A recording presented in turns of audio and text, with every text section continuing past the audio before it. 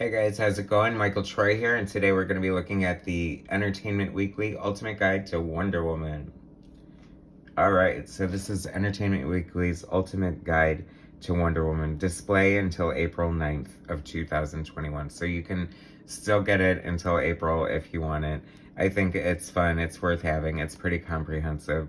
It's a beautiful cover of Gal Gadot with her great gold armor as designed by the amazing Alex Ross, and the armor that would be worn by Lynda Carter as Asteria.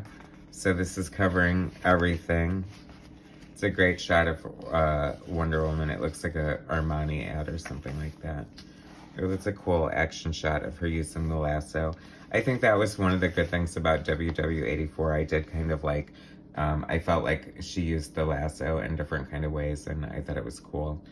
Very iconic, the three: Wonder Woman, Gal Gadot, Lynda Carter, and Alex Ross painted. Now I have to say Lynda Carter is my be-all, end-all. It all began with her. Is when I fell in love with her and Wonder Woman simultaneously.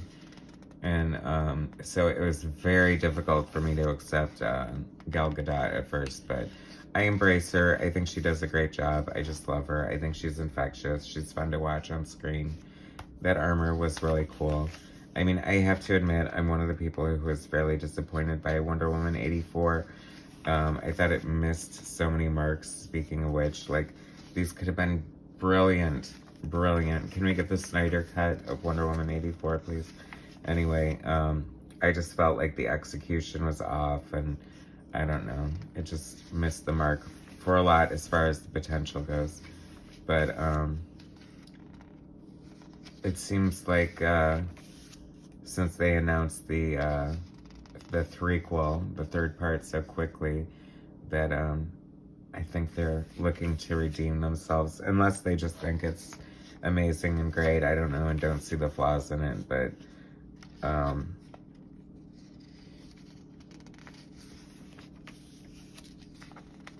I don't know. How objective can you be when it's your own movie? I don't know. You would think you would have to be. But then again, you watch it in the editing room, right? So, oh my God, there's so many. Now see, this is like things that are really from the 80s, and just like, this is giving me, this little montage here is making me feel more 80s nostalgia than the movie did. I think that they gave up on it like almost instantly, and like it was like sort of 80s-ish. It was like if somebody was throwing an 80s party at their house and people kind of dressed up for it, you know. I like to see like the background stuff and, you know, the designs, and there's so much that goes into making a movie. I guess that's the other sad thing. It's like you can see the hard work that went into it, and all the potential. I mean, the Amazons are great. I didn't care for that big, huge, long opening sequence. Too much Amazons. It's like we already established that, unless, I mean, that's their aim, is to just go back and forth because the Amazons were so popular. But once again, like, don't water something down. I like how I say once again, like I was making a point on something I had said previously, but I really wasn't. I love Etta Candy. I'm immortalized as her brother, Mint Candy, and Earth 1, Wonder Woman Volume 3.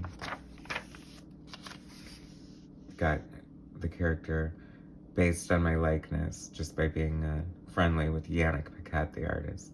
So now I can die. I've been immortalized.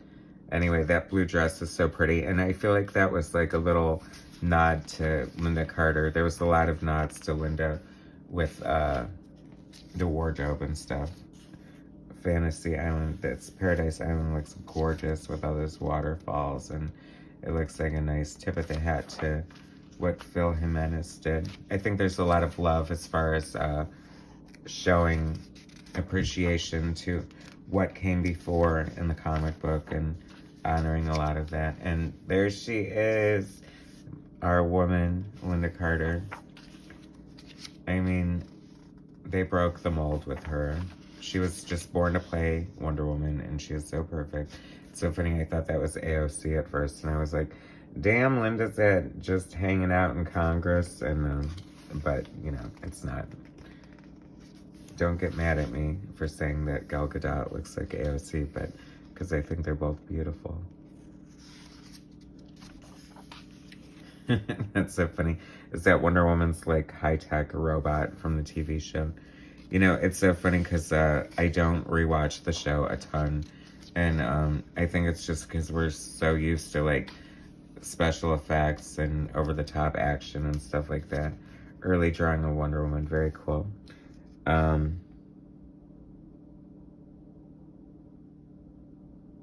She looked very, very much like she turned out with the culottes and the.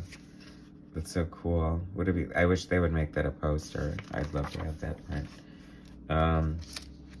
Little timeline of Wonder Woman.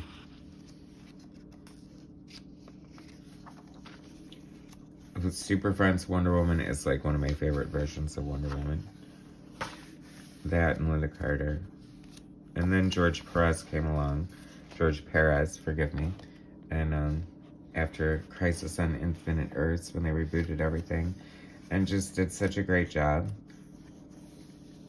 And I, as crazy as John Byrne's run on Wonder Woman got at times, I really was a fan of it. What can I tell you? Never a big fan of Superman and Wonder Woman as a couple. It was like when Angelina Jolie and Brad Pitt became a couple. I'm like, come on. Or am I like, wait, it makes perfect sense. You're both perfect and gorgeous. Why wouldn't you be together, right? So this is fun, her evolution over the years.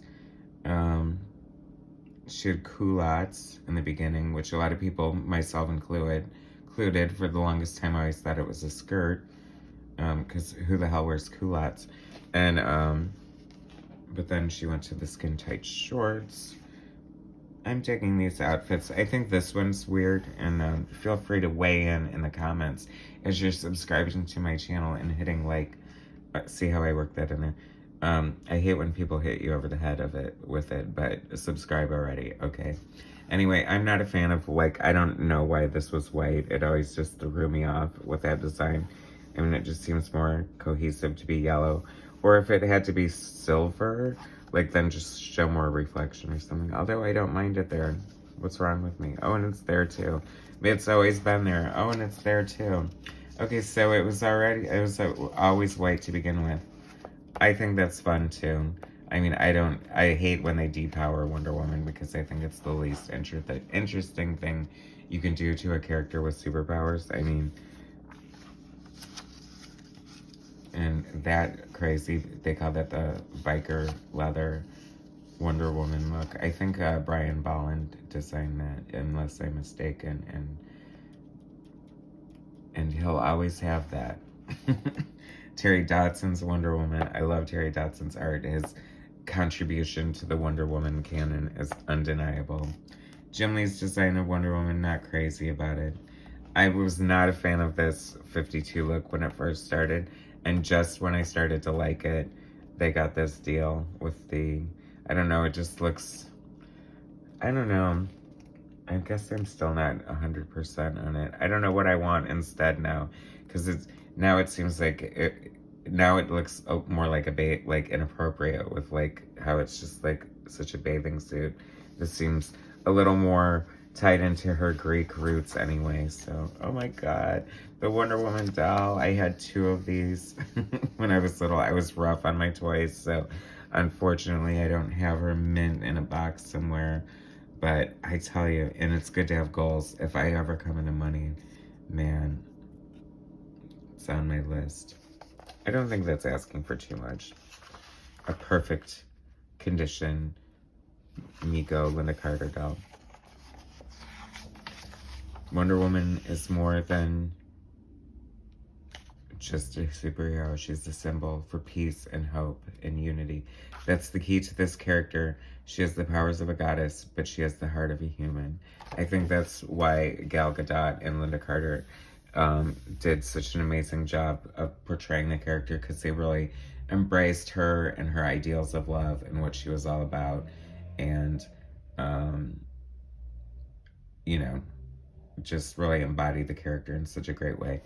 Anyway, thanks so much for watching. This is Entertainment Weekly's Ultimate Guide to Wonder Woman. Remember to subscribe and hit like, and I super appreciate it. And I'll bring you some more content later. All right, thanks, guys.